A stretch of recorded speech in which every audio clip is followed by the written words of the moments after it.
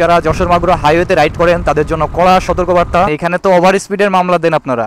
Speed লিমিটটা কত এটা? আমি এখন আছি যশোর মাগুরা হাইওয়েতে, যশোর থেকে মাগুরার দিকে যাচ্ছি, সীমাখালির কাছাকাছি। এখন যে জায়গাটাতে আছি একটু সামনেই ওইখানে পুলিশ চেকপোস্ট, ওরা ওভার স্পিডের মামলা দিয়ে থাকে। আজকে আছে কিনা জানি না, প্রায় সময় থাকে।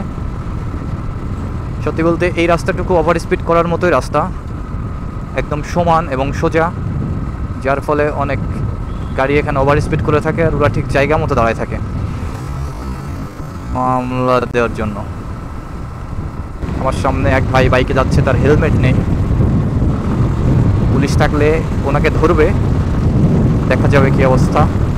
হাইওয়ে রাইড করতেছে অথচ মাথায় হেলমেট নেই, কি একটা অবস্থা। যে ওভার স্পিডে মামলা দেওয়ার কথা বলতেছিলাম সেটা সামনে।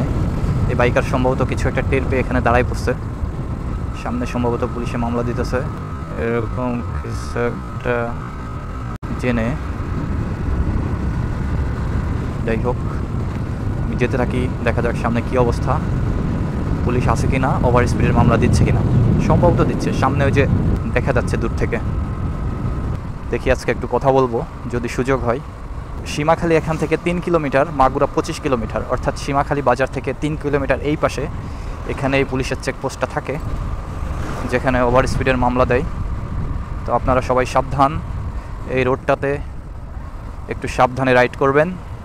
ওই যে সামনে একটি ট্রাক ওখানে সাইড করানো হচ্ছে। আমার একটু কথা বলার ইচ্ছা হইতেছে।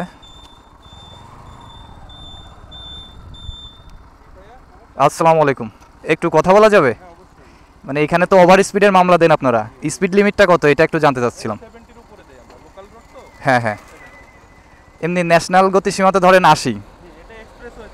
আচ্ছা, এখন অনেকেই এটা জানে না যে এখানে 70 নাকি, কোনো সাইনবোর্ডেও লেখা নেই। হ্যাঁ, ক্যামেরা অন আছে, আমি একটু মানে সচেতন করার জন্য আর কি। সমস্যা আছে কোনো? হ্যাঁ হ্যাঁ,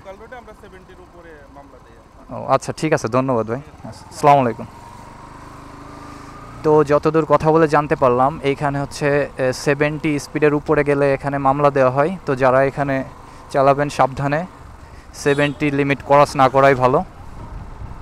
এই যে এখানে ট্রাকের পেপারস চেক করা হচ্ছে। যারা যশোর মাগুরা হাইওয়েতে রাইড করেন তাদের জন্য কড়া সতর্কবার্তা। সেটা হচ্ছে এই যে সীমাখালি পার হয়ে পুলের হাট বাজার, অর্থাৎ সীমাখালি থেকে 3 কিলোমিটার পরেই, এরপরেই ফাঁকা রাস্তা আছে, এইখানে 70 ক্রস করবেন না। 70 ক্রস করলেই ওভার স্পিডের মামলা খাবেন।